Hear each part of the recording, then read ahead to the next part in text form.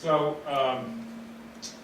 we're also, so anyway, our business model for what we do is, I fully agree. I don't think our health or environmental blogs would stand alone.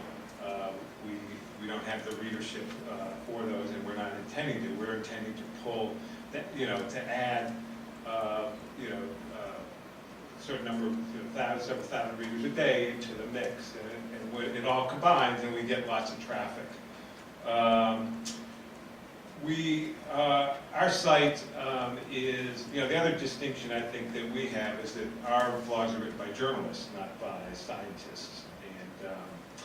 And we still follow the traditional mass media journalism models of and standards of journalism. So we edit. The content on our blog gets edited before it goes up. You lose a little bit in immediacy, but we feel it's very important not to hurt the brand of the Boston Globe. And one of the things we've worked hard for is to have a brand where what you read in the Globe, there you can trust it. That's our belief. We vetted it. We've carefully reported the information.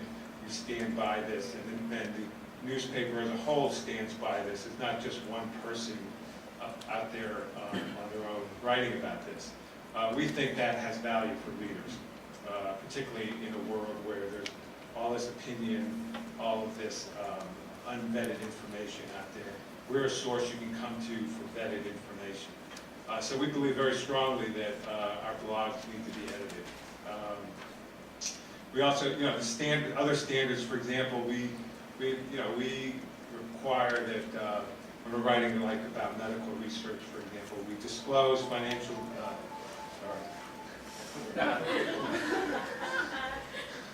That's probably my blogger colleagues. Anyway, when we write items in the newspaper and on the blog, we require that we will disclose where are the people coming from. Are they have financial ties with drug companies? Who paid for the research? Those sorts of things. Those same standards apply online and in print. Let's see. We're now. All that being said, there's an interesting dynamic with our blogs, which is that everybody wants to be on the home page. Okay, so people come to us in two ways. Or three ways. One, we have RSS feeds, so you can subscribe to an RSS feed for our blog. But that's a fairly small audience. So the other, people come to us with searches. But the other thing is that lots of people come to the Boston.com homepage. And so if a story that's in one of our blogs appears on the homepage, the traffic is multiples bigger. And so that creates a dynamic where, we want to be on the homepage, right? We want to build traffic. That's what everybody, you want to write for a big audience. And so it does create, I think, and it's something that as an editor, I'm sort of have to guard against, which is this dynamic of where you're trying to, I don't want to say sensationalize, but where you're looking for things that will sell and things that will appeal to readers. And if you look at our homepage or many others, what appeals to readers is not always it's the lowest common denominator. It's celebrities, it's conflict, it's people calling each other bad names. It's Gordon Brown saying calling a voter a bigot. Those sorts of things are what really draw readers. So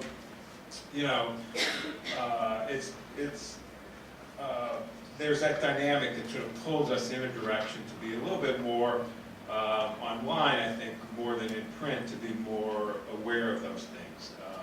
The other dynamic is that online, you know exactly how many people read the story, or at least clicked on it, and so the people that pay my salary know that too, and so there's a kind of an awareness in the back of your, I don't look every day to see I couldn't tell you how many hits we got on items we had yesterday. But there's sort of a general awareness that that's something people look at, and so it kind of drives us. So, I mean, the other thing that other speakers talked about that's wonderful about the blogging world is that it's, or in theory is wonderful about the blogging world, let me say, is that it's interactive, and you can engage readers, and that's, you know, I think we also have this idea that we want to we're trying to engage what we call communities of interest, and indeed, you know, when you put up a blog post, you often get very interesting comments back, and people suggesting new angles and stories that you hadn't thought of. Occasionally we get people telling us you got something wrong, which is very helpful because then we avoid the error in the paper the next day, if it's something we're going to publish in the paper. You know, you get, and so that's been very helpful.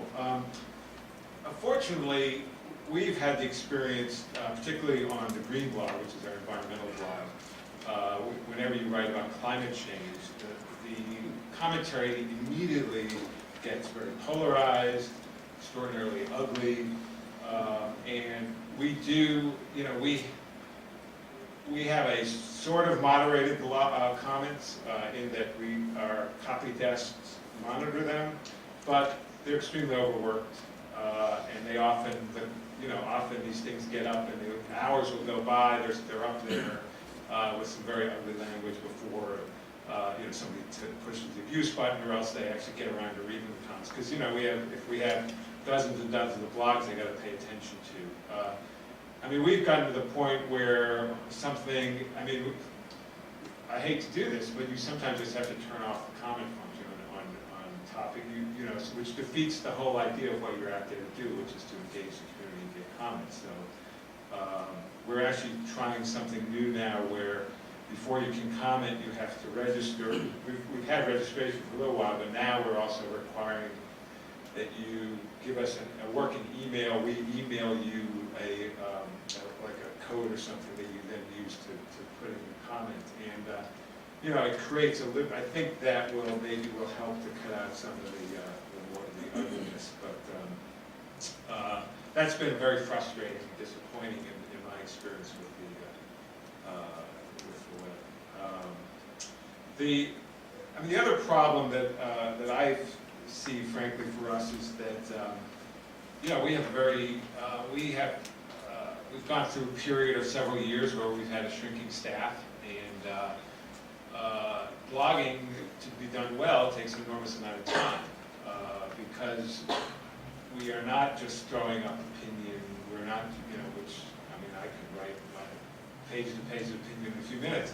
But we're actually reporting items, and so you get to this dynamic where yes, we need to be online. That's where our readership is growing. We're making money there, but it also conflicts with my sort of I grew up in this business as a hard-nosed journalist.